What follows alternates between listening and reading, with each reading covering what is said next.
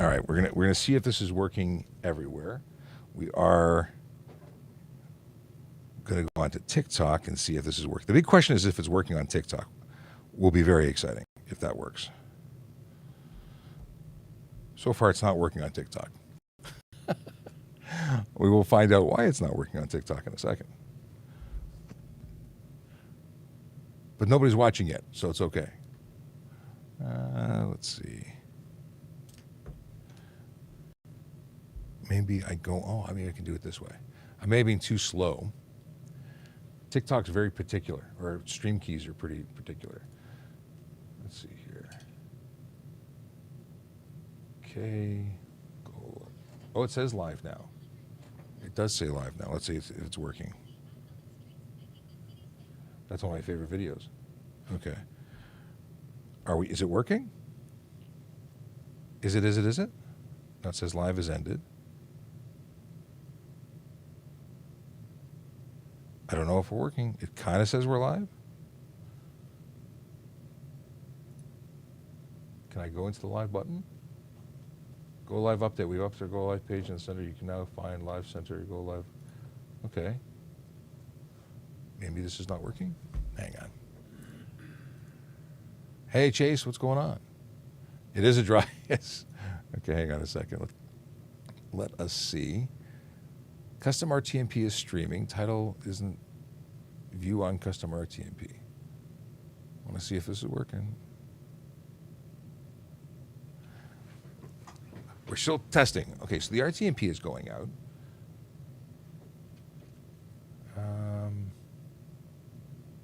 Waiting to connect with the streaming tool. I'm going to try and we're going to try and fix this. So I've got Jeremy here from the OPP, and we are trying to do something totally new, which means it's not working. Let me try and do this. Let me try and do this. So it's going to be ask traffic op special edition. And that's the same. It says it's offline. Does it say it's offline here? So bear with us, folks. We're going to start in a few minutes. Yeah, thanks for joining in. Live has ended.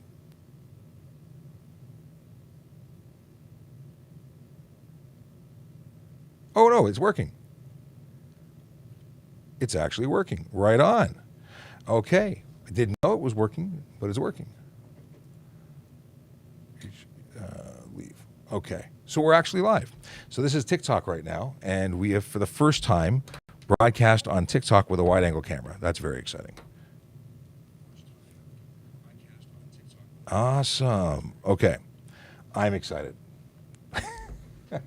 As long as everyone knows, I'm excited. It's actually, let me give you a microphone. That one can be yours.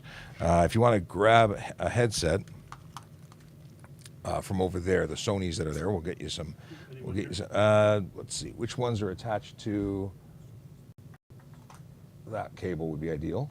This one? Yeah. All right, let's go here. Cool. So I'm pretty psyched. If you're watching, see a right, if you're seeing this, then you're seeing right. There's actually a button, and if you choose to, you can see on TikTok a horizontal view. That's entirely up to you. Whatever your viewing pleasure is, we can do that. We can accommodate. This is pretty awesome. Okay, so this is going to be. Maybe this is just good enough the way we're doing it? Because I was going to say I could put a second camera on and try that route, but maybe we'll leave that for another day. Because I'm pretty psyched that this is working at all. You know, like try something new and it actually works. Oh, someone sends pig and bacon emojis. That's only okay if you're actually buying us breakfast, because I like bacon. But people try and be offensive all the time. I don't know why. It doesn't actually hurt our feelings. We're traffic people. We have no feelings, in case you were wondering. Let me see if I can pull this up and not mess things up. Do I risk it? Maybe. Let's give you. Let me just make sure here. You want to test your microphone there? Test. That's not the right microphone. Let's try this one. That's the right microphone. Can you hear anything out of your headphones? Yes. Wait. Let's make sure you got the right headphone. Now you should be hearing your. Wait, I should make sure the volume's up. Sound effects button. Oops. Okay, now do you hear yourself? Yes. All right. So joining me in studio is Jeremy, and I'm not going to try to mispronounce your name on camera the first time. So, who are you? Kulwartian. I know it's a mouthful. I'm Jeremy Kulwartian from Essex County, OPP. I've been on for about 14 years. I'm currently on the traffic unit. I spent a number of years in guns and drugs unit. It's called the Highway Enforcement Team. I've done general duties. For the past 7 years, I've been on the highways down in Windsor area. I don't know if anybody gets down to Windsor. I run the highways down there. And I'm also a commercial motor vehicle inspector. Been doing that. It's my first full year now. I learned last year. And I'm also a driving instructor. So I teach. You stay busy. Yes, and I got 2 small kids, so you can imagine how busy that is. But that's a good thing. I have 2 small kids too, and that's the best part of my life. Yeah. And I have to make sure I also acknowledge that my wife is part of the part that makes it the best part of my life. Like, yes. It's not just the kids. Have to have the wife for sure. Yes. Not just because I'm contractually obligated to, but because I actually like her a lot. Let's see here. So it's just to let you know, we did our 1 hour show today before Jeremy got here. So we did the Ask a Traffic Cop thing. By the way, here's a water if you. Oh, thank you. I got a water here going already. But we're still doing questions. This is sort of Ask a Traffic Cop Part 2, where we have another perspective. We have a police officer from the OPP. And this is the first time. I think we've had a York Regional police officer on here, but generally speaking, it's always been Toronto officers that we have join us on the air. So it's really cool to have you here.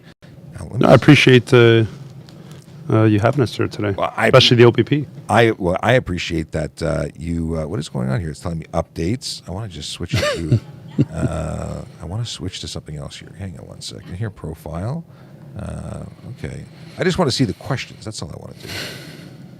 I want to see the questions. I want to follow from another computer because apparently my phone is small and charging over there. And let's go in here and get the traffic services on screen. There we go. Then we can actually both see the questions. I'm so impressed with with things right now. And I can change this view apparently. Can I change the view? Oh, come on. With a phone you can change the... Oh, you must be able... Really? With the phone you can rotate the screen, but with an iPad you have to go vertical? I'm not impressed, TikTok. That's not cool. I wanted to rotate. I want to rotate this way rotate. or that way. Okay, maybe there's a button I can press. Does it work? Background player? No, can't. No, doesn't do it. All right, so let's see what's going on. I got questions here. If a car passes a cop on the highway, can they be ticketed if the cop is not running radar?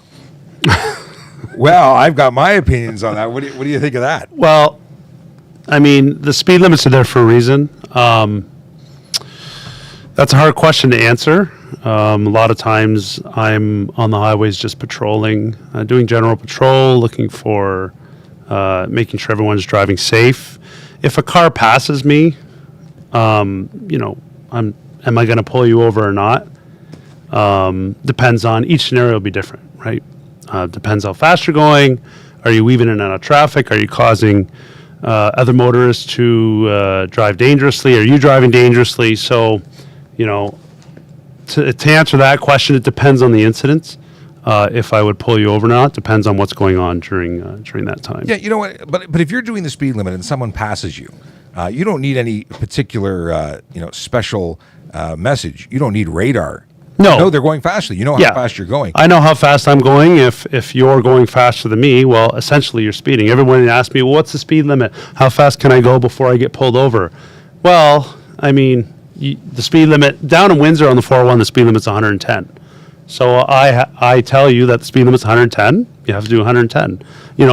People that say, oh, I can do 20 over. Well, you can't really, because essentially anything over 110, you could be stopped potentially. Well, yeah, it's not your guarantee, but you are breaking the law, and you could be stopped for that. I'll stop someone. If someone's passing me, and I'm a marked police vehicle doing the speed limit, and you pass me, I'm going to pull you over. It doesn't look good, especially, right? We're doing the speed limit, we're following the rules, and someone's passing us. essentially, yes, you could be pulled over and ticketed. Yeah, and people get really upset, and I'm sure they've voiced their opinions to you, but people get really upset when they get pulled over for doing 20 over because there's some belief that they're permitted to go that fast. Well, a lot of misconceptions is that the speed limits are too low, that they should be raised. So they raise them themselves in their car. They say, "Well, I can do 20 over. That's, I'm a safe driver." Again, we're following. You have to follow the rules. You have to follow the laws. If speed limit's 110, you have to do the speed limit. The top reason I get for when I pull somebody over, if I pull somebody over on the 401, I'm late. I'm late for work. I'm late. Not our problem here. Slide down that way a little. I want to slide over a little too. Try and get more centered. Someone said you're not centered. Someone says go to work, dudes. And this is work. This is the most awesome work you can do. We're talking to you. We're here. And we have 430 people hanging out with us to chat. So here is there's a question that popped by. Cops speed all the time. Well, cops are legally permitted to exceed the speed limit, despite the fact that some people don't like that information. Well, you have to watch out too. Why are we speeding? We're allowed to exceed the limit during the execution of our duties. Well, am I going to speed just to get home and grab a bite to eat? No. What if you're really hungry? Depends what I'm going home for. If we're going to a call, say myself being a traffic officer, I deal with a lot of collisions on the 401, and a lot of them, especially being on the 401 with big trucks, a little more serious than not. Am I going to speed to get to that call to potentially save somebody or administer first aid or try to secure the scene so further collisions don't happen? Yes, for sure I will do that. Yeah, but listen, I say everyone, the vast majority of cars are traveling at some rate over the speed limit. If I'm not speeding, even a little bit, to catch the speeders, they're just passing me. So and if I'm doing speed enforcement or cell phone enforcement, if I'm traveling at less than the speed of traffic and they're all breaking the law, I've got to go faster. Otherwise, everyone's seeing me. I'm not seeing them first. Yeah. So there's an element of enforcement where I'm still required to go faster. And very often people say, well, if the lights aren't on, you're not doing something important. And that's not true because you don't know what we're doing. And if the lights go on, people do the weirdest thing. What's the craziest thing that's happened to you when you turn the lights on? I've turned the lights on. Once I turned the lights on and the person in front of me just stopped right in front of me. Right in their lane. So we're on the 401, lane 1, which is close to the center. I put the lights on, slammed on their brakes. I almost hit them. They didn't know what to do. They were scared. So they stopped right in the fast lane. And now people behind us were trying to slam on the brakes, and it was the domino effect. Well, that's the thing. People are just not always prepared. Very, very often they are. They go into this fight or flight thing. What did I do wrong? That's the first reaction. Why am I being pulled over? And it could just be we're trying to get somewhere. So very, very cool. So when I teach driver's ed, you follow at 3 to 4 second following distance. If you're on the 401 or you're on a major highway, you're 6 to 10 following distance. 6 to 10 seconds following distance. It's time, not distance. Yeah. Always pull to the right, or always pull to the. I say always pull to the right if there's an emergency vehicle behind you and you have a clear path to the right.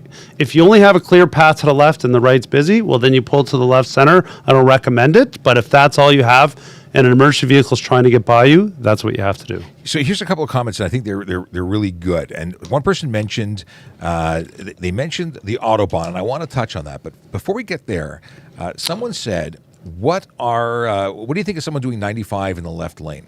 So your left lane, it's the passing lane, although it's not officially, there's no legal definition of passing lane. You're not supposed to stay in the left lane unless you're actively passing. So what do we think about it? Well, if everyone's got to pull around you to the right, there's something wrong because you're doing under the speed limit and you're not passing. But I personally have an issue, and I understand some units or some places are targeting people for exceeding the speed limit marginally, but not going with the flow of traffic because traffic's doing 120, this person's doing 105 in the left lane, and I've heard of people being charged for that. It's not something we do in Toronto, but I understand it's being done elsewhere. Well, that's a good point you brought up. When I teach, when I do a lot of presentations and teach, that question comes up a lot. What about somebody driving slow in the fast lane, or just driving in the fast lane? The fast lane is the left lane, which is close to the center of the 401. That is the passing lane. A lot of people drive in the passing lane, and a lot of people drive the speed limit, which is legal. There's nothing we can do about it. However, if you're impeding traffic, that could cause a problem. See, it definitely creates a safety issue, But my problem, and it's a personal problem, is that I would sooner, just for me, and I got to specify, it's really just a me thing. If you're in the left lane, the passing lane, and you're the only people who are being upset by this are the people who are trying to break law. To me, it's like, well, tough. You shouldn't be speeding, and they should all get tickets for speeding, not the person. But it does create a situation, and when protecting life is the most important thing, then I think that you need to stay to the right if you're not acting fast. Yes. Again, if there's, you can use any of the 3 lanes on the highway, and if you want to go around, well, tough, right? That means you're speeding. However, when I do teach, I recommend the middle lane or the right lane for driving, the left lane for passing. And when you pass the vehicle in the left lane, get back. Don't cut them off, but drive a nice distance in front, signal, back in the middle lane or right. It's driving together for a common goal, being safe. Everyone wants to get home. It's being courteous. Yesterday, I was driving home from work. I was on the Don Valley Parkway heading northbound, and I was in the center lane. And I had my signal on. I wanted to get off the road. I wanted to get off of Don Mills. And I couldn't get in. People were passing me on the right. Everyone's in a rush to go nowhere. Yeah. It's very slow moving traffic. And one person in a pickup truck, you know who you are. I don't know if you're the guy but he was a horrible person who needs to really rethink his life's choices. But he accelerated as I was making my lane change. So I had to get out of I had to stop my lane change because this guy had nothing to do, just would have no part of me getting that's aggressive driving on that vehicle's part. Now, he would be charged if there was a collision that would occur, if a police officer saw that. And if you were seriously injured or worse, you could be charged criminally, right? If you're doing something in your vehicle you shouldn't be doing, and somebody is seriously hurt or dies as a result of that, you can face criminal charges on that. The problem is that he owns that lane until I get into it, because I'm the one making the lane change. So it's my responsibility to make sure I can do it in safety. But when someone aggressively moving up, yes. But it really, a lot has to do with whether or not you can prove it. And that's a problem, because not only do we have witnesses, sometimes we don't have dash cameras. I'm a big proponent. I like dash cameers. They help things out. Yes, dash cameras are amazing. Yes. They don't always help you. Sometimes if you've done the wrong thing, it works. Well, then you hide it. I don't have a dash cam. What are you talking about? Somebody ate the memory card. But it was very frustrating, and I understand how frustrating it is to be a driver, because I am a driver, when people do things that are just not cool, when people are just not being courteous to one another. So things to think about, things to talk about. Somebody wants to know, glazed or sprinkles? Glazed. Totally glazed. Well, I'm not a sprinkles person. No, my daughters like sprinkles. I'm not a sprinkly person, but I'm also not a donut person at the moment. No, me neither. People always say, do cops really like donuts? I'm like, we're cops, and we're also people. And people, regardless of their profession, tend to like donuts, sweet things, and pastries. I don't yearn for them. I don't walk around going, I need a donut. But I do appreciate donuts. I have a favorite. Do you have a favorite donut? Boston cream. Oh, I see. I do that. Oh, I'm raspberry filled Krispy Kreme, by far my favorite. If one thing was going to have me like eat carbs when I'm not eating carbs, break a diet, do something, that would be the donut to do it. And last time I said that, a box of raspberry cream showed up at the station. Please do not send me donuts. I appreciate it. I'm going to get you one as soon as we're done. Yeah. But my favorite from Timmy's has got to be, I've got a couple. I like the apple fritter. I like the sour cream, which is an odd favorite, but it's from being a kid growing up in the 80s and 90s. It's an old school donut. One thing that I never thought I would like is the honey cruller, but I do. Yeah, I'll skip that one. Yeah, it's not something I ever thought I'd like, but it was like the last donut in the box. I'm like, okay, I'll do it, and I actually like it. And I've got is it Darvin? Darvin says raspberry, yeah. Raspberry is where it's at. Is jaywalking a traffic violation? Dylan wants to know. Jaywalking is a term that doesn't fall in line with laws here. You're actually allowed to cross, as long as, and it depends on the jurisdiction you're in. In Toronto, if you're outside, if you're beyond 50 meters from a signalized intersection, you can cross mid-block, but it's unsafe and you have to be careful. Drivers can't just run you over because you're in the street, but at the same time, if you're running into traffic, that's a problem. So we see a lot of people. We've had two fatalities this year, two pedestrian fatalities this year, And running into traffic is a problem. Crossing the street is a problem. But it shouldn't be. It's not the pedestrian's fault necessarily that they were in the street. They're lawfully there. A lot has to do with the drivers doing. Our first one of the year, the driver took off, hit a pedestrian who was crossing at a side Never street. ever leave the scene of a collision. If it's not your fault, it will be investigated. A lot of people just panic and they leave the scene. Remain at the scene because there's cameras everywhere. We're going to do an investigation. We don't just go, oh, well, we'll get them next time. No, there will be an investigation, and we'll thoroughly go through this to find whoever hit them. And if it wasn't your fault, you're messing with evidence. You're changing things. If you stay, there's a very good likelihood or high likelihood that we'll just understand what's going on. We'll be able to see what happened. It'll be obvious that you were doing the right thing. But when you take off, you add charges, and you also look guilty. Yes, failing to remain at the scene of a collision is, not to mention if it's highway or criminal, 7 points under the Highway Traffic Act. Yeah. That's the most expensive. It just doesn't look good. No. It doesn't look good from your insurance perspective. It doesn't look good from charges. It doesn't look good. And it isn't good because you're putting people. What if we don't know if you stop? There's not just leaving the scene. It's failing to provide the necessities of life or aid to someone who's injured. These are serious charges. Yeah. What if you accidentally forgot your driver's license at home but got pulled over? Okay. Well, it happens all the time, right? I've done it myself. If you don't get pulled over, you figure it out. You go back home, pick it up, and you say, "Ooh, don't do that again." People say, "Well, what about taking a picture of having it in my wallet?" Well, under the Highway Traffic Act, excuse me, you've got to carry your actual license. Yes. You've got to surrender it upon demand by an officer for reasonable inspection. Photo doesn't count. There's security measures involved in that piece of identification, and it's not just a picture. And it's not. People say, "Well, you can go look it up on the computer." Go look it up on the computer. That doesn't work either. You're giving us more work to do. Yes, by law, it has to be an actual hard copy of your license. Now, will that change in the future? Now that things are turning digital, perhaps. Oh, yeah. But again, it's ever evolving, and right now, it's still you have to provide us with a hard copy. The only thing that can be provided either on your phone. The only thing that can be provided on your phone is an insurance card right now. That's right.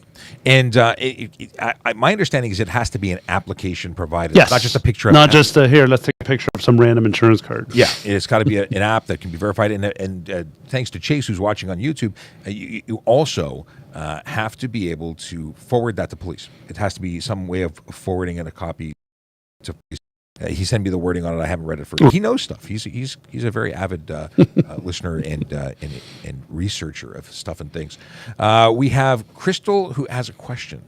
My comment is not about driving, but I'm wondering how you would make a child with special needs feel safe with you if you put it over the car or went to their house. So as a police officer investigating in a collision or pulling over a vehicle or went to their house, you have a child with special needs, what could we do to make them feel more comfortable? And that's and Crystal happens to live in Windsor. So I think, and everybody's going to be different, and everyone has different skill sets, but the big thing is that we have to know. So if you're the caregiver of someone with special needs, letting us know of those special needs and what would make it better for them, and then we would try our best to work within there. Yeah. Obviously, sometimes it can't be helped. Sometimes we're not able to. I just realized that we're looking through your microphone. Hang on a second. Let me do this, and then that, and then maybe we won't be looking through the boom. It's covering your face. Oh, that's maybe a good thing. Yeah. you just see a microphone. The microphone word police in it. It's too much. So yeah, I think that's the biggest thing. But we're trained all the time in dealing with different situations and needs, and it's our goal to do the best thing we can do and treat everybody fairly. And I think that's a big part is knowing. Especially when you say treating people fairly, because a lot of people ask, well, what if you're in a bad mood? Are you going to give me more of a ticket? No, it doesn't work like that. It's not, I had a bad morning at home, you're going to get a ticket. Again, I look at the totality of the circumstances. I don't let my judgment or my mood dictate the kind of ticket or warning that you're going to get. Again, I look at the totality of the circumstance. Why are you being pulled over? What's the reason? I look at everything laying the ticket. Me being in a bad mood doesn't mean you're going to get a charge or a warning, right? Well, If you don't get a charge, you're going to get a warning. We have a nice, beautiful system in the OPP now. We can give Printed warning. printed warnings, and it's amazing. We do the same thing, and I will say that not every police interaction when it comes to traffic has to result in a ticket being issued. But it's also been my experience that very often tickets are the best way to change behavior. You know, a warning, if it's something minor and someone has no history with police or driving issues, then you know, maybe a warning is appropriate. But if you have 5 speeding tickets, you have 3 speeding tickets, and this is the third one in a month, I'm going to try and figure out what's going on in your life that you've had a sudden change of things, because I'm interested to know what's going on. And maybe there's some help that you need, and I could refer you to somewhere to get that help. But I'm also not going to let you off the hook, because you need to get those points on your license. And if you're going to become more dangerous, I'm going to do what I have to do to protect everybody else on the road. Yes, totally agree. The points, and another misconception when you're on the when I'm on the highway initiating traffic stops, the drivers, oh, please, officer, I don't want the points. My insurance will go up. Well, the points don't go to the insurance company. The points go to the ministry to keep track of what kind of driver you are. The ticket goes to the insurance company regardless of what kind of ticket it is. But if it's a minor ticket, major ticket, or criminal offense. Exactly. And any ticket, even forgetting to have your driver's license, does go to the insurance, and the insurance can choose to utilize that in changing your rates. Yes. Exactly. There's no guarantees that it'll change your rates, but there's no points you get out of insurance. The points go to the ministry to keep track of your, Sean's got 7 points. Okay, well, we have to bring him in for an interview. Why has he got so many points? Speaking of points, novice drivers who are G1, G2, and they get a ticket with 4 points. We just did a video of this on TikTok, and so many people were shocked to find out that isn't in a suspension on conviction. Upon conviction, it's a 30-day suspension. On the first one. Second one, it's 90 days. The third one, you get kicked out of the graduated licensing program. Many people aren't aware of that being the case. They think it's 9 points because 9 points is a 60-day suspension, but 4 points at once is upon conviction is 30 days. You're right. And then there's also that for learners that threshold where if you get multiple small tickets, the goal is to weed out bad drivers. That's what graduated licensing is. People who are going to be an issue, putting lives at risk, they shouldn't be driving. It's a privilege. So when we see people who are demonstrating poor choice, poor decision making, that's what this is, because you're deciding to speed. You're not the car didn't just speed. And after you get suspended, if you're suspended and you're caught driving, well, now that's an arrestable offense, $1,000 fine, and you could face jail if you do it too many times. And that's the thing; it's escalating measures. Yeah, escalating measures or consequences, I should say. And speaking of that, a lot of people don't realize that with stunt driving, it's not just the 30-day suspension and the 14-day impound roadside. That's the start of the ride. Oh. That's the very beginning. If you actually are convicted, and very often people go to court and play games and don't take responsibility, but when they are convicted, that's a $2,000 to $10,000 fine range, up to 6 months in jail, although I haven't seen that executed very often. And additionally, a 1 to 3 year driving prohibition, and that's the first offense. First time. Second time is, I believe, 3 to 10 years. Third time could be lifetime. Yeah, third offense it could be a lifetime ban from driving. And people say, but I got to work. Well, then don't stunt drive. That's it. Don't speed and don't stunt drive. It shouldn't be shocking. It's not shocking to me, but the people who are in it don't seem to see the two ends. And you have to take a driver improvement course upon conviction. So you have to spend a day in a classroom. Driver's course. I like that. Does the OPP cop think fair stunt drive private property? So this is talking about the changes to the HTA that occurred a couple of years. Was it a year ago? Oh, the parking lots. Well, it's all private property. Yes. Farmers fields, underground, above ground, Yes. every version of private property. Yeah. Is it fair? Well, you know the rules. Now the only exemption is going to be, and I know they're asking you, not me, but just to lay it out there. Nope, that's fine. It doesn't matter who owns the property. If you're doing it on private property like the mall, you're damaging their surface. They don't want you there. If you're putting lives at risk, regardless of stunt driving being available, dangerous driving is available. Like it could be criminal charges laid because you're putting lives at risk, even if it's the passenger in your car or the guy standing filming. Well, we've seen the videos of everybody's gathered in a parking lot and the car's doing donuts around the circle and somebody's getting hit. Well, if that person gets hit and that person gets seriously hurt or dies, again, as we mentioned earlier, you could face dangerous drive, cause death, bodily harm, and now you're criminal charge. Now you have a criminal charge on on your record. And somebody clarifies, Adam says, I think he means at home. Well, yes, even at your own home, you're not allowed to do stupid things. Really, that's what it is. You're not allowed to kill people. You're not allowed to stunt drive. It's sort of on the same par. The places that are exempt are racetracks, where they have medics and fire and response units specifically there for when that bad idea turns worse. And even if it's just yourself and people say, well, I'm just doing it myself. Well, a couple of things. One, you could die. Two, and they say, well, burnouts, I'm not going to die. Okay, well, it's a blanket thing. We're not making exceptions for minor things. But you could get hurt. And guess who pays for your health care? We live in a society where health care is paid for not by you personally. If you had to pay for your own health care, I think there would potentially be less of an issue doing it. I'm only making an assumption. Yep. Yeah, totally right. Especially being on your property. You're not saved by being on your own property. If you're impaired if you're impaired on a lawnmower while you're cutting your lawn, if you're drunk, technically you can be arrested because you have a motor. Being on private property doesn't save you from, can you drink at your own house? Obviously, am I going to break the door down and arrest you because you're drunk in your own home? No. But if you're riding, if you're in a motor vehicle, if you're even an e-scooter, e-bike, if you're drunk on an e-bike, scooter, any side-by-side, you can be arrested criminally for impaired because you're not allowed to operate a motor vehicle while you're under impaired by alcohol and or drugs. We got a question here about Tesla on auto steer. Can you eat or check phone as Tesla make you touch steering wheel certain during times? I no. Read that properly. You can take a sip of your drink. You still have to be in control of the vehicle. You still have to focus down the road, making sure you're checking left to right, near to far, 10 to 12 seconds ahead. There is a misunderstanding about Tesla's FSD full self-drive mode. First of all, it's beta software. Secondly, it's not full autonomy. You have to check in on the steering wheel. That is the sort of the way of them getting making it legal to do what they're doing. If you didn't have to touch the steering wheel, that would then classify this as a level 4 autonomous vehicle, which it is not.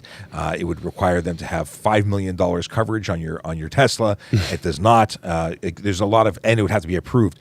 It's not. It covers under basically enhanced level 2 or a basic level 3 autonomous mode, and that means you've got to be the driver, and you are totally responsible for everything that vehicle does.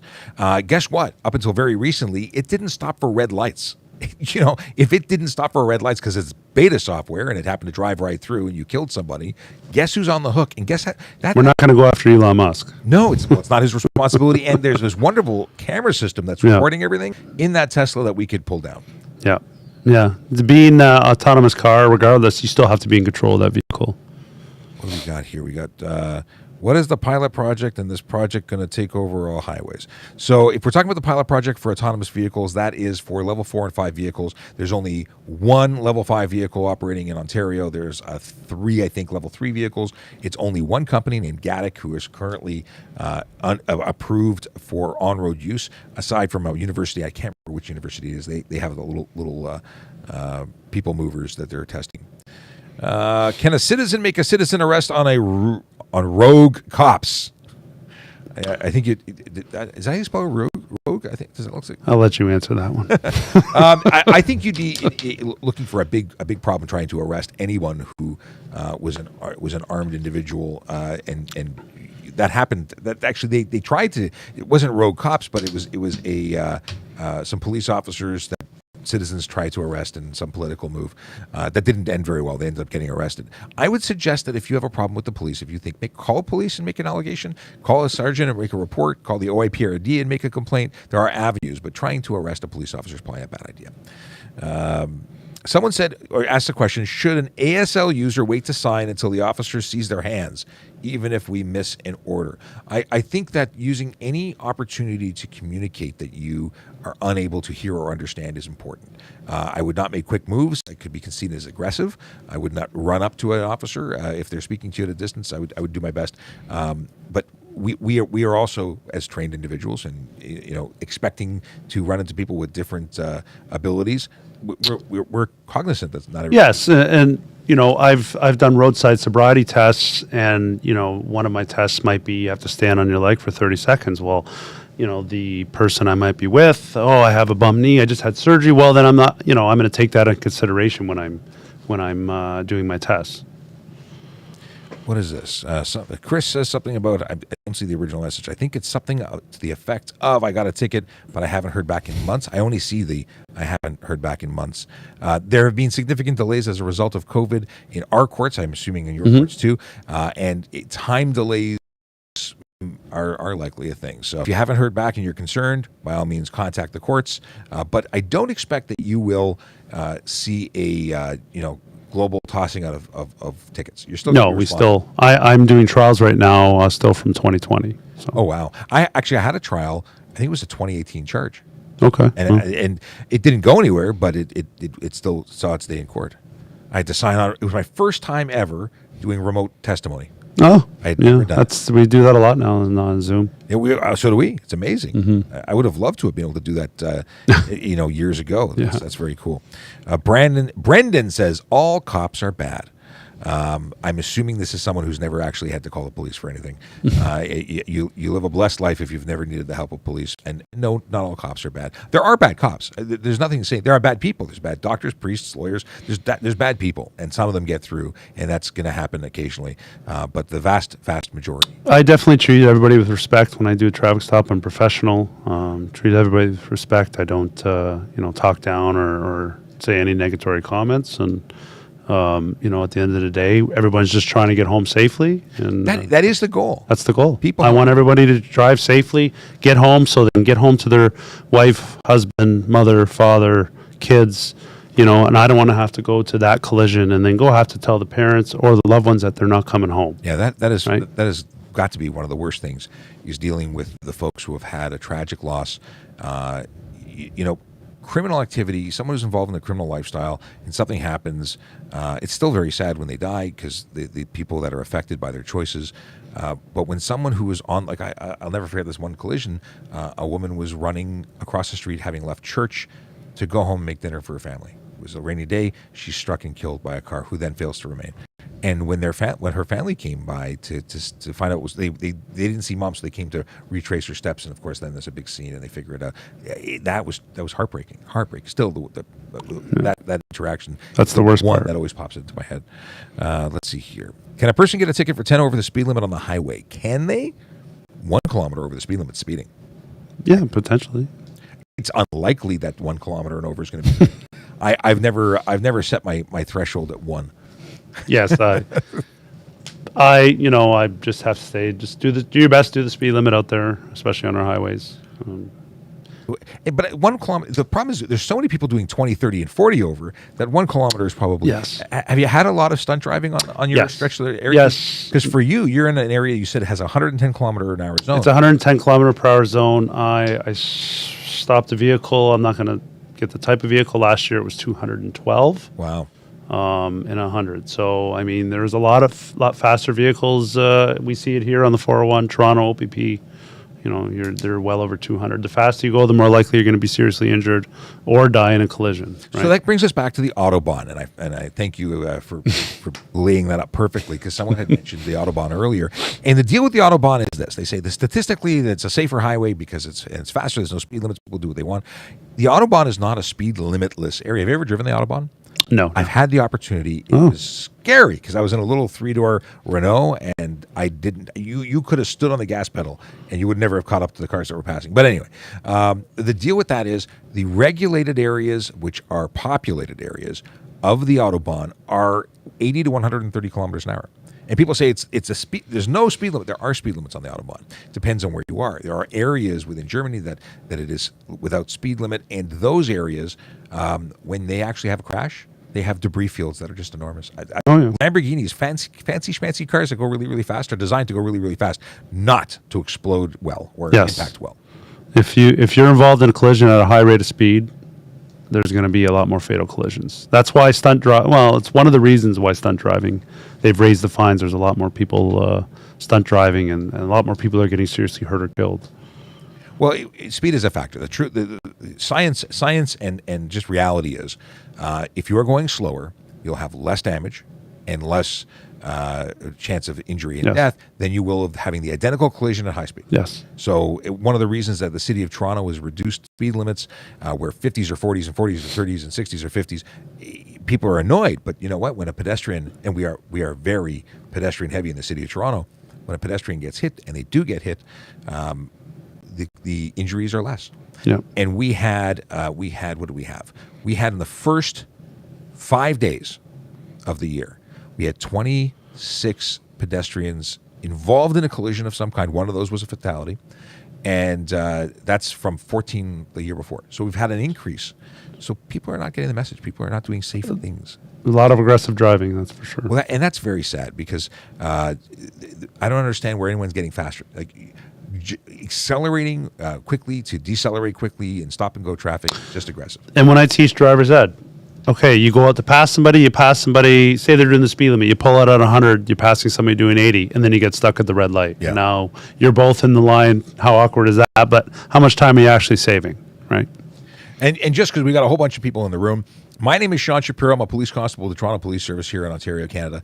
And I host this thing called Ask a Traffic Cop. The channel you're watching is called Traffic Services. It's the City of Toronto. We're the Toronto Police Services TikTok channel. But I am joined in studio with a guest, Jeremy from the OPP. And you took a drive to get here. This was a big travel because you're out by Windsor. Yes, it's I wanted to. I've watched your TikTok for probably a good year or so now, and I wanted to meet the legend. The legend. That's too funny. Well, it's funny you ask. Do people often recognize you when you're out in the public? And it's funny. I've been recognized in McDonald's drive-throughs because I've been one to go to a McDonald's drive-through now and again. They actually have good coffee. But I was at a where was I? I was a passenger in a police minivan out of uniform. As I came, maybe I was in uniform. Came around the corner. I hear, "Hey, Sean!" And it was my buddy Barry from TTC. He's my buddy now because we had a chat. And then I was at Mandarin scooping ice cream for my daughter, and chap said he's scooping ice cream for his daughter at the next ice cream bin. He goes, "You're Sean. I recognize you. There's that voice. You have that presence in your voice as well." It's very funny. So this has been a really wild ride. So hopefully we get you to be on TikTok so you can take over that responsibility in your neck of the woods. We're constantly being asked about OPP and things in different regions. So it's awesome that we can do this, and hopefully we can do this on a regular basis. What is this? What's this? All that's missing is a visit from John Candy. That's from Stormy and Breezy. John Candy's going to be a tough visit. Mm-hmm. Pioneer Paulie says, "Hey, big fan. I'd love to collaborate one day. I get lots of stories with police." Well, reach out to me. You know how to get a hold of us. Message through any of the platforms. You can get me on trafficcop.ca. That's my my link tree. So feel free to reach out. And my wife says the mall. Wait, are we going shopping? My wife is watching. Hi, honey. What are we talking about? I don't get your. Did I say something about a shopping mall? I don't know. She's calling me out for a joke. Do you know Kerry Schmidt? I personally know. I've talked to him a couple times. He's excellent. He's an excellent sergeant in the area, and he definitely knows his traffic. Oh yeah, traffic Kerry and I have known each other for quite some time. He's a great individual, great sergeant too. Yeah, and he is everywhere, man. He's got that fancy. I'm waiting for him to just pop up like on the Windsor highways. I'm waiting for him to pop up right here. Pull up behind the. He's actually been in studio, not when we were going live. And we've been talking about collaborating. So now I'm going to give him a hard time saying that somebody by the name of Jeremy made it onto this. Made it here before. And Cold Laker says, "I love Kerry." I'm sure he loves you too. Kerry's everybody knows Kerry. He's one of a kind. Well, and he's been doing it for a long time. Many years. He promotes public safety right on the road. He's actually out of that accident scene. Sifu Chin says, "Taxpayer dollars for podcasting. Amazing."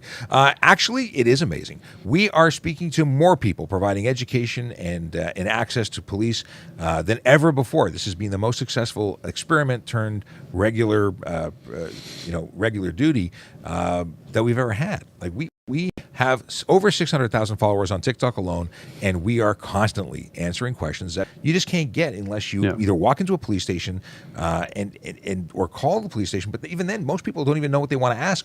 So we're educating people every single day and working to making the road. And sometimes when you Google it, A lot of people, I'm just going to Google the answer. Okay, good luck with that, and try to find the right answer. The trusted source in interpreting the law. We're not just reading you the law. We're interpreting and explaining it to you in a way that's easy to digest. And then you get to ask for more information. It's a really great thing. So I appreciate that people say, well, this is weird. It is weird. It's different. We're new at it. It's new to the world. It's ever evolving. And my wife is specifying. She says, being recognized at the mall. Yes, I went up to Barrie. I never go to Barrie. I went up to Barrie. I went to a mall there. The what is it called? The discount mall. And I'm sitting at a Harvey's and having a bite to eat with the family, and a chap walks by and he walks back the other way. He says, "Excuse me, I don't want to interrupt your meal, but watch on TikTok. Really big, really big fan. Watch your stuff." And then I went shopping again. Left the Harvey's, went into the actual mall proper, and he was walking around. So we ended up having another chat. Really nice guy. Really nice. All of my experiences with meeting people in the public have been positive. Good. Yeah. Let's see here. Tim was a cop for 13 years. Oh, cool. Oh, yeah. Oh, sorry. Tim is talking to Blake, and I don't know what Blake said. A lot of conversations going on here. Mama says, why is running a yellow light seen the same as running a red? I feel like it's unsafe to stop. Well, that's an interesting conversation. Have you laid the charge of fail to stop amber light? Have I laid that ticket? Yes, I have. Certain circumstances. When I teach the driving kids, if you can stop at a yellow light, you must do so. It's not. I'm in a race to get to the intersection before the light turns red. The law states if you can stop so safely, you must do so, regardless if you have that time to get over the hump to get in the intersection there. It's not about crossing the line. It's not about getting somewhere first. It's about doing everything safely. It's that point of no return, which has always been taught in driving school. If you have to think about it, and acceleration is the solution, you've made the wrong choice. If you have to slam on your brakes and then 6 people hit you from behind, that's obviously dangerous. Then you're going to go through. But if you can stop safely, and you have to judge your own distance to that yellow light, you must do so, yes. Now, an officer may disagree with your decision-making process, and that's what court's for. If I say that was unsafe and you had lots of room because I looked at you, and when I looked at you, I saw the sign that was 50 meters, and I know that a vehicle traveling at 60 kilometers an hour, I will have my reasoning for laying the charge. You can have your reason for doing what you did, and you can take it up in court.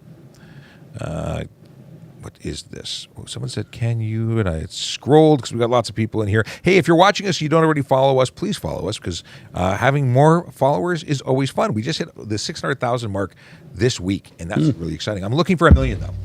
No? I get a free toaster. I get a free toaster if we hit 1 million. I need one, so I'll take it. Any suggestion about recruiting Canadian Armed Forces? I don't have any suggestion about the military. I know that we are currently hiring. I know the OPP is currently hiring. Yes. We are all looking for good people to put on a uniform and come help serve the community and do good. Apply at your best. That's all. Life experience, and just be your best person when you put your application in. And regardless of what you want to do, and know what you're talking about. I don't know what the process is again for the military, but for the police, knowing about the police, understanding the service that you want to join goes a long way. It's important. Yeah. What do we have here? People just being silly. Oh, I'm not set up here. I can't moderate on this one. I would mute people, but I can't. I'm looking at the wrong window.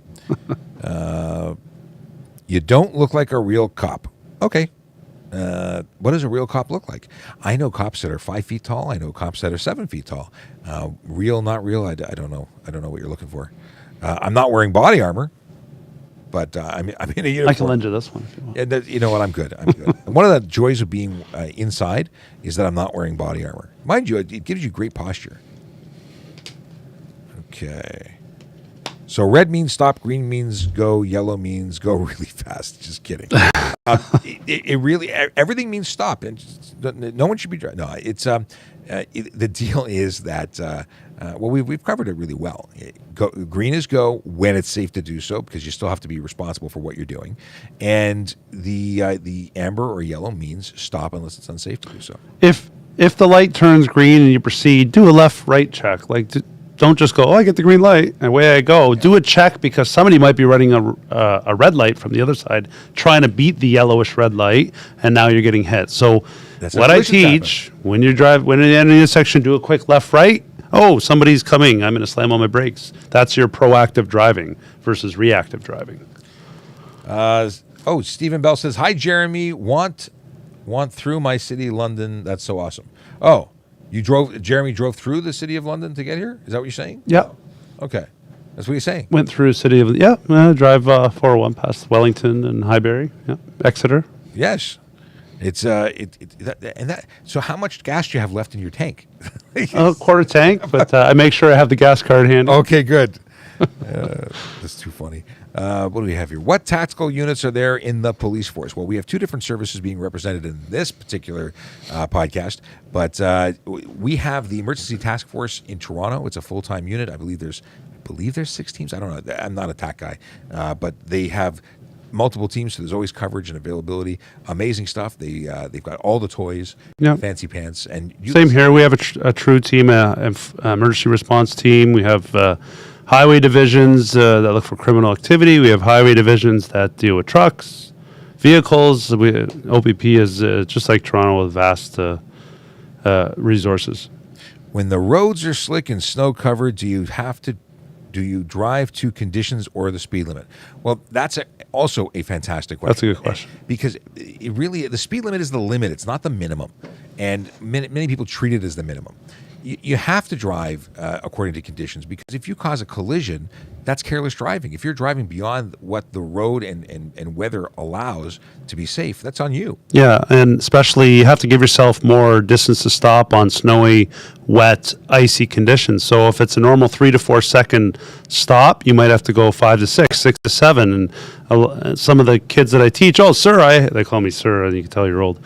Sir, I have all season tires. They're good for all seasons. No, they're not. They're good for spring, summer, fall. Most seasons. That should have been called most season tires. Winter tires are a softer tire, deeper grooves. They adjust better to the snow and the track. You have better traction on the ice and the snow. Maybe not so much ice, but snow, wet. All seasons, they're a harder tire with thin groove. You're just going to spin and slide. Yeah, it's getting rid of liquid and getting rid of snow, allowing the tire to actually get down to the ground as best as possible. And the rubber compounds are softer, so that harder tire would never. It's just useless. It's useless. There are some that really claim to be 4-season tires that have all the. That's the more things something does, the less it does one thing well. Yeah. Now they have all weather tires, which is a lot. It's better in the wintertime, and I think it kind of substitutes for the winter tires. But again, winter tires, all weather tires, don't go with all seasons in the wintertime. Well, I like snows, and people say, well, it's a lot of money to have snows.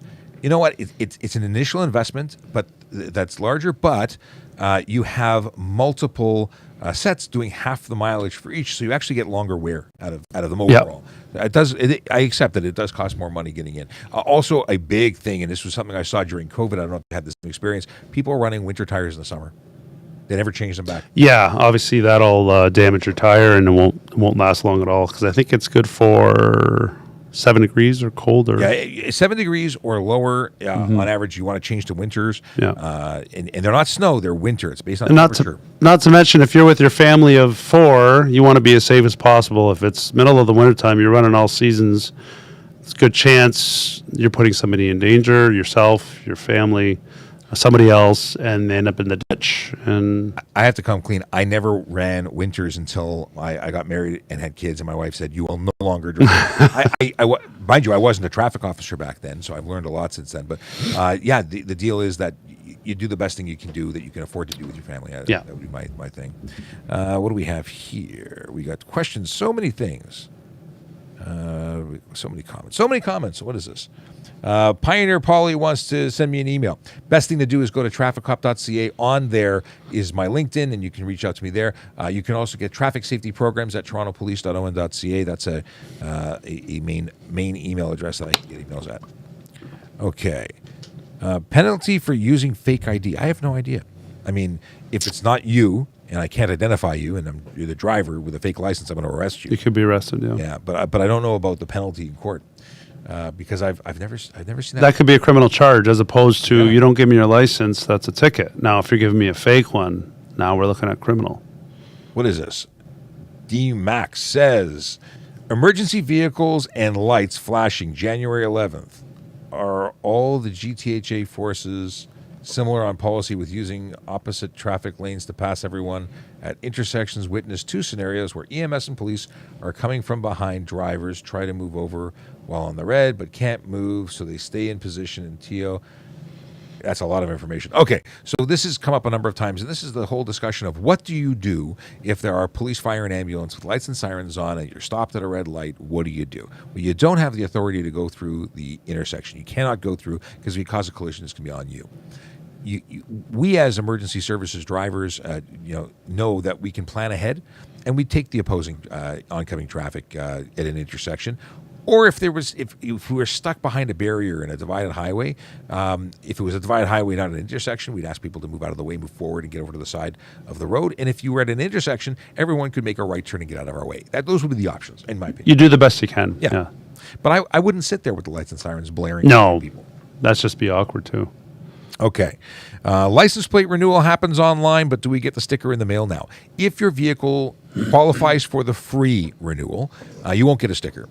You are going to get a piece of paper or a PDF that you can print as a receipt, and that's it. It updates in our system. No other work needs to do. I like printing a copy and keeping it in the vehicle. A lot of I've been asked, "Oh, I'm just not going to renew my plate. You're not going to know." Well, we can run your plate in the computer, and it'll tell us if your plates are expired or not. Now we have automatic license plates automatic license plate readers while you're driving. We have overhead cameras to check for things like that. So yes, you get an alert and you stop. You get an alert. So always, and a lot of people don't. Oh, I thought I don't have to do it anymore. No, it's just free. It doesn't cost you $120, and it's that means there's really now. no excuse not to do it. And going into a different jurisdiction like Quebec, it's not a $110 fine. It's like $500. Yeah. So. And renewing your license plate, the reason you renew your license plate is to prove you have insurance. And if you ever get a ticket, or if you ever get a bylaw ticket, a 407 fine, and you don't pay those parking tickets, bylaw tickets, fines, they attach to the license plate. So when you go to renew your license plate, oh, sir, or ma'am, you have to pay this ticket or this bylaw ticket or 407 fine before you can renew your plate. That's why they have that. And a lot of people choose not to pay their fines and then drive without plates. There are some serious. It can go to bad places where it gets more and more expensive. Yeah, I can't get over how many people choose to keep driving with invalid plates, and it's not okay. All right, let's see here. Someone says tow trucks. Talking about tow trucks. Winters turned into no. Let's keep going. When a cop is off duty and they see crime, can they act? Not only can they act, they're legally obligated to act. If we do nothing, we could be brought up on charges under the Police Services Act. Yeah. We are obligated. And that's what being a police officer is different than being a special constable, which is another question somebody was asking about. What's the difference? Well, first of all, that's the biggest difference. We are never off duty, and we are obligated to act. But mind you, most people who signed up for this job are not doing it because they're obligated to. They're doing it because they signed up to help people, and we always want to help people. And sometimes it's not appropriate. Like I can't go and arrest someone when when I've got my baby in my arms, but I can be the best witness I can be, and I can be descriptive, most description, and just like if it's. I deal with a lot of failed to remain collisions. Get the most description. If that vehicle takes off, try to get a license plate. Try to get as most description as you can. Just like with, if you see some criminal activity, try to get a license plate. Try to get a best description possible of whatever's going on, right? The folks watching, I see a lot of people sharing the live. Thank you so much for sharing. If you are watching this, please that's tapping the screen so your fingers go numb. If you have the ability, regardless of the platform you're on, to share it, great. We appreciate it. First time ever, OPP and Toronto Police on Traffic Services Channel on TikTok and all the other platforms that we broadcast to. And this is the very first time that we are actually broadcasting via RTNP. In other words, we're using the same wide-angle view that we use for the YouTube channel. We're giving it to you on TikTok, which is pretty awesome because it's the first time that I am staring. I'm not even staring because I'm reading it. But I usually have three phones going on. Right now we have one camera. So this is pretty cool. There's a lot of firsts going on here. A lot of firsts. Scroll down, see what we got new here. Someone says get to work. And they said oink, oink. Boy, there's some people here who don't like police, so they don't understand. That's okay. I mean, it's nothing we haven't heard. No, it's normal, and It just bounces off anymore. What is that? I'm rubber, you're glue. You know, it's okay. They allow 13-year-olds to use this app. That's what it is. So I know that when they use emojis and say that, I know how old they are. Okay, what is this? Brand new. They won't do it. Oh, someone had Ricky's brand new Jeep got stolen last week. My dentist's truck got stolen. Many people are seeing vehicle thefts, and we're obviously sympathetic to the fact that is happening. What we would suggest is do your best to make your vehicle. Obviously, you've already had your vehicle stolen, but for those who have not yet had their vehicle stolen, we suggest that you do things to make your vehicle less attractive. Not in the don't paint polka dots on it, but you know that thing from the 80s and 90s, the club. Those are real things that actually dissuade thieves from taking your vehicle. They go to the next vehicle because they want the one that's easy to take. There's a number of things that you can do to make your vehicle more difficult to steal. And the ones that are high tech, I like, and some of them are low tech, but sort of techy. Ignition kill switches. People are installing and having professionally installed ignition kill switches. So even if you have the key, you can't start it unless you know where the switch is. That's an old school fix. ODB, what is that called? An ODB port? Yeah. ODB2 port. There are cages that you can install. And they want to do things to make their life easy. They want to get in, get out, and not get caught. So anything that delays or makes it longer, they'll abandon it and move on to another vehicle. The simplest things: lock your door, keep your valuables out of sight. Because they're opportunistic criminals. They're just going to look. Oh, there's a purse. Smash the window. Keep your stuff out of view. Keep your doors locked. Simple. I used to do not keep your wallet in your vehicle. We find that a lot. I can't get over how many people keep their driver's license in the car. Like no, or ownership. I don't even keep ownership. Photocopy maybe. I don't keep anything in my car. I don't want people to know where I live. There's none of their. It's none of their beeswax. When's the last time someone said beeswax? Yeah, none of their beeswax. I think my grandma used to say that. I don't know. I don't even know how it popped into my head. Okay, but I used to do something called Lock It or Lose It. It was a program. I don't know if the OPP also does it. Lock It or Lose It was something big in Toronto. They still do it. I was an auxiliary at the time, and we used to walk around the Yorkdale Mall. I got to correct it. Yorkdale Shopping Center, because if you say mall, they get really upset. Okay. Do Cops for Cancer there, and they would correct me all the time. So Yorkdale Shopping Center, and 1 in 5 cars was unlocked. And I mean Rolls Royce, I mean everything under the sun. People are just, No. I understand ragtops. People in Jeeps would very often not lock their doors to prevent having their soft top cut. Yeah. I get that. But aside from that. Keep all your valuables outside the car when you're not in the car. Yeah. Oh, yeah, well, Jeep's easy. Just leave it unlocked. There's nothing to steal. Yeah. But in leaving even small change, you leave change in a car in certain neighborhoods. They're going to break the window to get it. $5, it's worth breaking a window to some people. All right. So we've been jumping right into questions. Anything you want to talk about? Stuff? Because we're doing the same thing, but we do it from a different perspective. Again, a different environment. You know, bigger city, smaller city. You are in a region. You're all over the place. Yes, well, especially being in Essex County, it's a great. OPP is a great organization to work for. I've been there 14 years now. It's a great organization to work for. I have nothing but good things to say.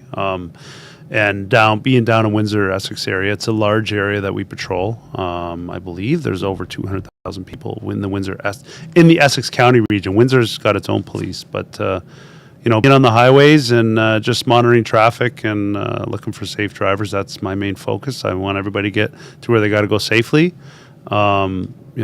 Whether hopefully you don't get the ticket or you don't get stopped, but essentially at the end of the day, you just need to get to where you got to go safely. Well, that's it.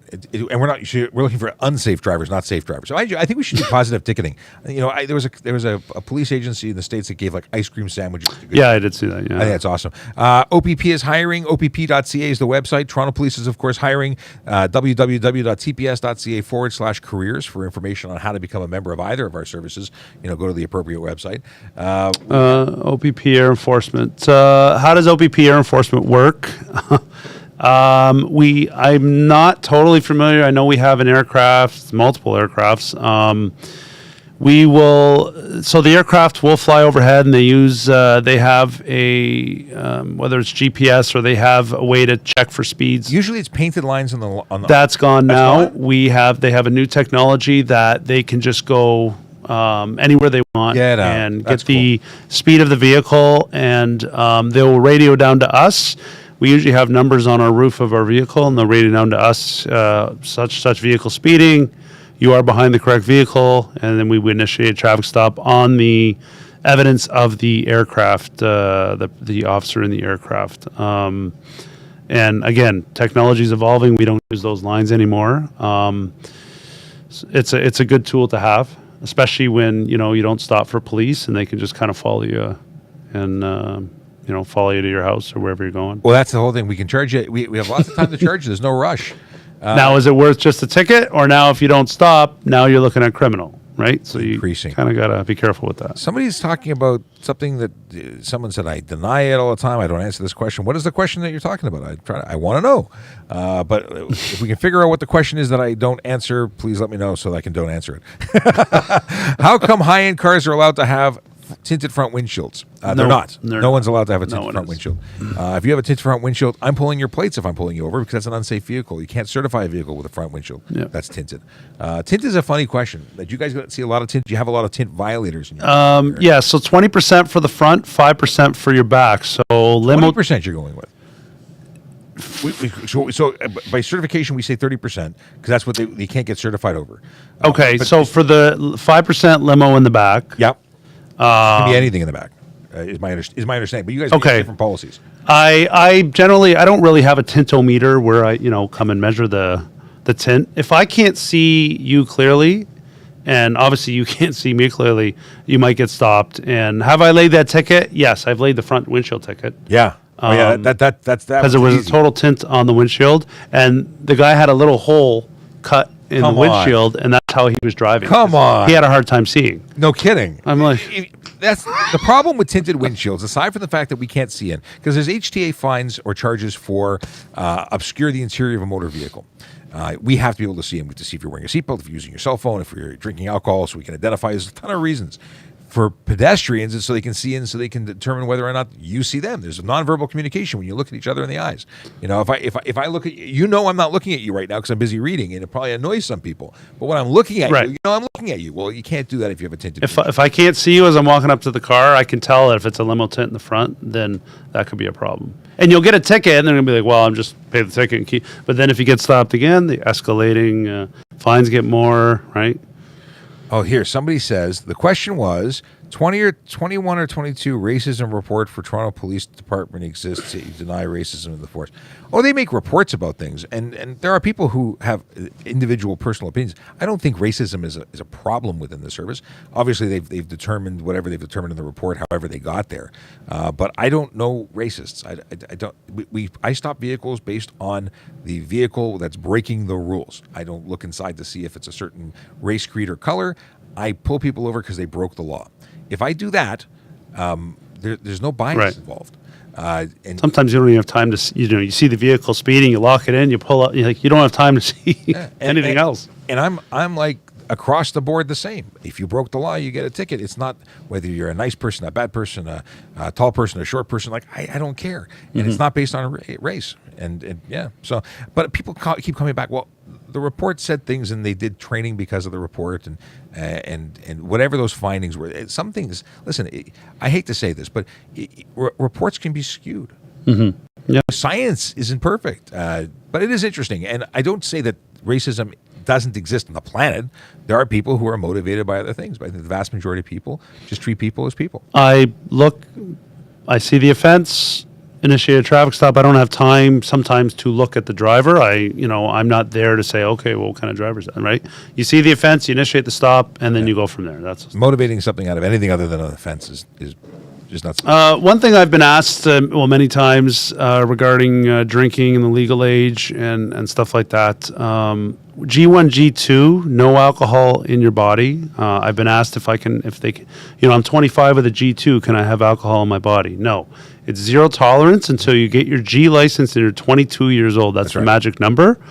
So 21 with a G, no alcohol in your system. You're allowed to carry it in the vehicle, and you can go to the liquor store, buy a bottle of whiskey, and put it on the passenger seat. The second you break the seal off that bottle of liquor, it's got to be stored away from the driver, in the back seat minimum, in a bag, zipped or latched away from the driver, preferably the trunk. Same thing for marijuana. Same for marijuana. Factory sealed, fine. You can throw it in the cup holder. The second you break the seal, it's got to be stored away from you. I get a lot of those questions asked to me. Question was, do you use ALPRs? And yes, the OPP has them, and the Toronto Police, I believe, has some, but they're rolling them out slowly. Yeah, we're rolling out. I think every cruiser will be equipped. I think that's awesome. I've never used them, but I really look forward to it. Come down to Windsor. I'll take you with me. Yeah, I got to come right along with you. What is this? How long are the G tests going to stay the way they are? I think they're going back. I don't know what day in January, but I think they are going back to the regular G test. I think they should be tougher. Yes. So it's not mandatory to take a driver's ed. You can go get your license G1, go get your G2, and not take a course. I recommend everybody to take a course, and I don't know why everyone doesn't take some form of driver's ed, because learning in a classroom or learning about driver's ed will make you a safer driver. If you just, you've been driving truck, your dad taught you to drive, okay, great. But, you're not a total safe driver on the road when, you're learning in a classroom, you're learning everything to do with alcohol, drugs, rules of the road, right? And it's a 4-day course, 20 hours. I recommend everyone should be taking some sort of driver's ed. John Gorman has a question. I think it's a great one. We talked about it. We talk about it on a regular basis. But can drivers use radar detectors in Ontario? And this is one that I have a big issue with radar detectors. Well, first of all, it's illegal to buy, sell, possess, transport, or use a radar detector, jammer, or anything that interferes with the police ability to measure your speed. So that's one. It's $170, carries 2 demerit points. There's 2. But let's talk about the underlying reason. Why does anyone want a radar detector? It's because they want to get away with breaking the law. They want to get away with using their vehicle in excess of the speed limit in an unsafe way, contributing to unsafe roads. And then they want to avoid getting caught so they can continue doing the unsafe thing after that risk of getting caught exists. I have no idea why anywhere in the planet makes these legal, because in some states it's permitted. Some provinces. I think I heard Michigan was legal, but we have radar detectors that'll detect people with radar detectors. And aside from that, there's 2 things. One, people think they're so smart because they slow down. We're looking for people who suddenly slow down whenever we depress the button. We're looking for people who are traveling at the same speed as the car next to them. The car next to them says 70 and they say 50. That's called a clue. Yeah. People think they're really smart with these things, and they're not. Just slow down. There's no reason to go fast. Really, you're not getting anywhere faster. You're burning more gas. You're burning your brakes out. It's wear and tear on the vehicle, but you're not really going anywhere. But I think and something people don't realize is that there's search and seizure authority under the act that allows us to search the people in the vehicle itself. We can use tools to dismantle things. There's a lot of authority there. Yeah, but that's good. There's no. I just don't understand the whole motivation. Let's see here. What are we talking about? Oh my goodness, we've been going for an hour and 12 minutes. Can you believe how quickly that's gone? Arnett says, answer my question, please. What's the question? And then he says, why aren't you answering my question? He says, I'm visiting Ontario only for my studies from Alberta. Do I need to change my license to Ontario? So in Ontario, you are a resident once you take up residency. If you live here, even as a student, you're a resident. So you have 60 days to change your driver's license over. Now, if you're in Quebec, you don't require that. Yeah. But Ontario, they want to know where you are. And you have the appropriate stuff. So technically, you should. Do people come here and not do that? I'm sure they do. You're allowed to use an out-of-province license, right? I stopped I think he had a Chinese license. Yes. He was traveling to visit his son in Toronto, and I saw him in Windsor.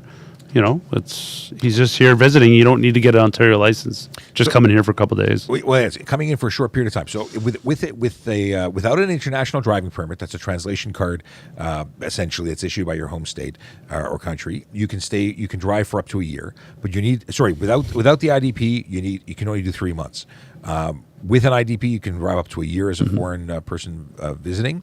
But if you become a resident, you are required within 60 days to apply for a license. And upon application for that license, you are then obligated by whatever conditions are on that new license. So let's say you're from Australia, you're from Britain. They come here, give a license, you get a straight trade. You're an instant trade for a Canadian license, or for an Ontario license, I should say. If you are from a country that doesn't get those, let's say you're from Barbados, I don't think that they are on the list of straight trade. They might credit you some time. They may let you have a G2, a G1, then the G2 faster. Sometimes you can just... Yeah, you might have to take some sort of course or test or road test for sure. Yeah. To change your license. But you don't have to wait the year. No, you don't have to wait a year. That's cool. So there's different things for different places. And but let's say you were told you're not getting any credit, you have to have a G1. Well, guess what? You can't drive anymore. Yeah. And you'll be charged. You can't have two licenses. Some people apply for a G1, and they don't like that they have to drive with a supervisor, so they start driving with their license again, and then they get charged for driving no license. I've been asked as well, if you're suspended in Ontario, you can go to Alberta and get a license and drive in Alberta. The second you come back to Ontario with an out-of-province license, if you're suspended here, you can still be charged. It doesn't matter if you got a license out of province. Do you know Nicole? Because she says you're her old neighbor. He's looking. Well, old neighbor. Can't see that small. It's a small picture, but Nicole says hi. Okay, let's see here. Officer, can I? I don't. Yeah, I don't know. I'm not reading the question. Okay, very cool. I'll relay that information, Nicole, later. There's some people trying to be coded offensive messages.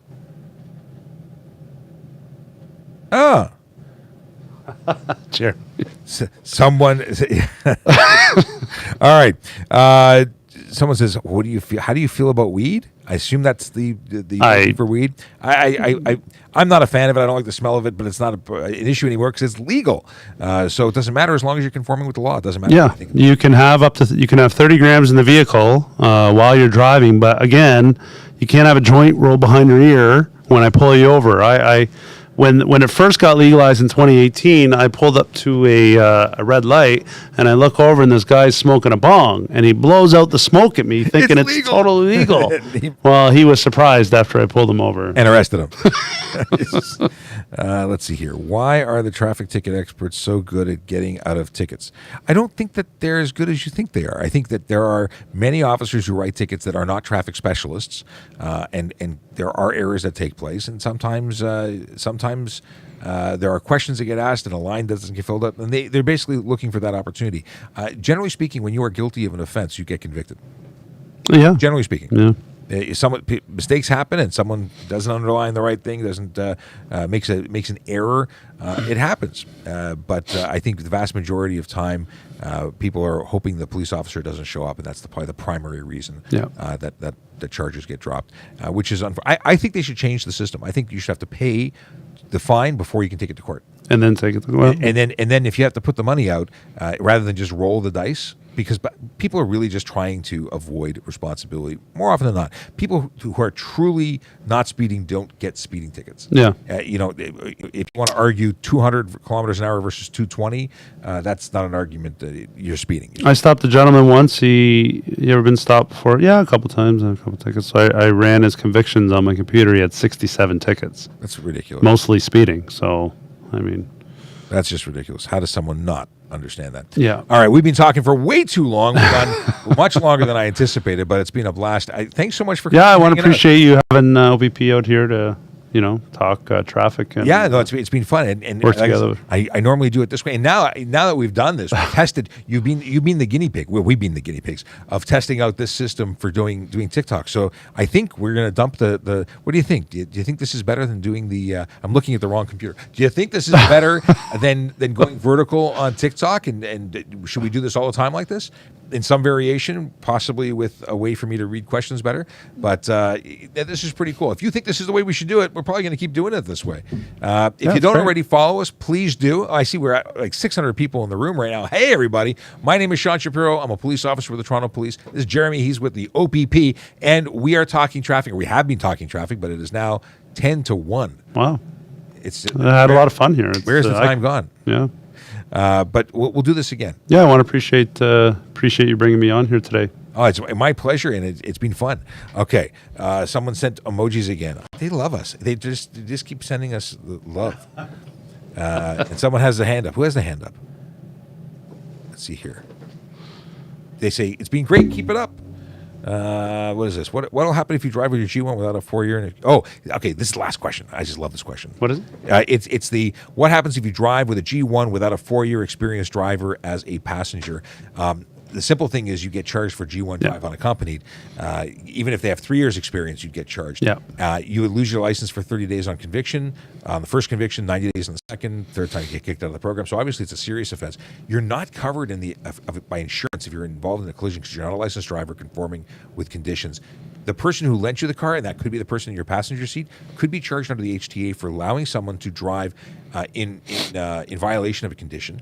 And if you borrowed mom's car and you didn't get permission, you could be charged criminally for take vehicle without consent. There's a whole bunch of things that people don't think is an issue. Yes, remember what Sean said. Insurance will not cover you, okay? And if you're impaired and you get into a crash, insurance will not cover you. So if you bought a $50,000 truck, you're on the hook. Yeah, it may cover you for the liability for the vehicle, especially if it's not yours. So hurting somebody else, that might still be in effect. But yes. Your truck is not going to. Your truck won't be covered. And that means mom, dad need to get to work and your car. You are going to be in the doghouse for a long time. This is a good question, and I keep saying we're saying goodbye, and then we keep talking. What are your thoughts on Diamond? It's the Diamond. What is it called? Diamond intersection. Diamond intersection. Diamond. I can't remember the word. What's the word? Diamond. I'm not. I haven't. I had a video up about it for the longest time.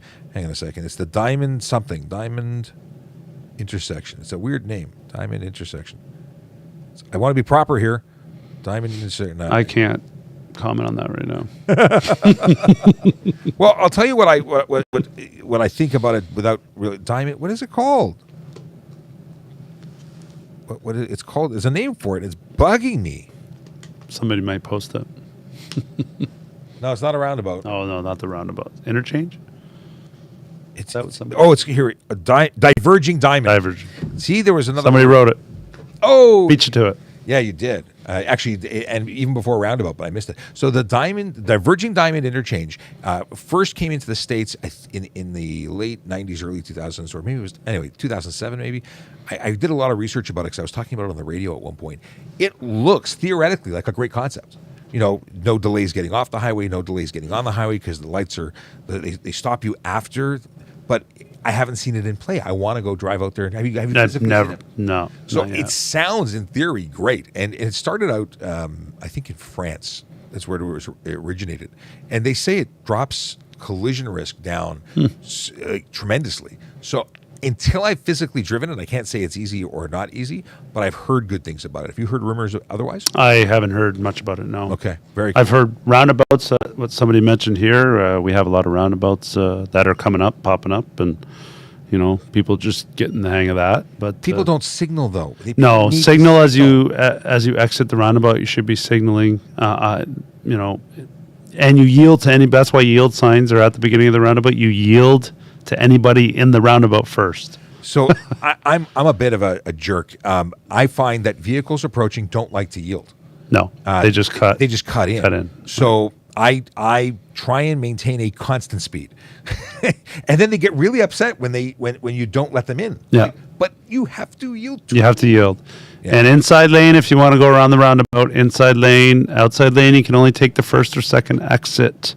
Can't go round the outside. I'm glad you mentioned that because someone was asking, can I go? Like M&M. Is there any law about going around and around and around? You can. I've never seen a multi. I mean, I'd pull you over if you're going round and around and around for other reasons. I suggested you might be investigated for impaired driving. but in terms of, I've never actually driven through a multi-lane roundabout. I've never seen one, and where I live, they don't exist. So you have them by you. We have a big one, Highway 401.